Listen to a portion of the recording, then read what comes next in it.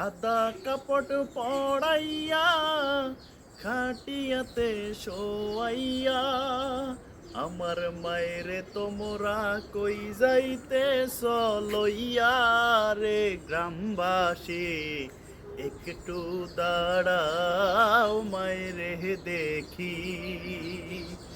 নয়ন বইরা মায়েরে দেখি রে গ্রামবাসী একটু দাঁড়াও মায়েরে দেখি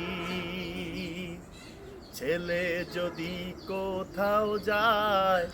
মার মনে শান্তি নাই কখন আসবে জাদু ফিরিয়া কে ডাকবে আর জাদু বলে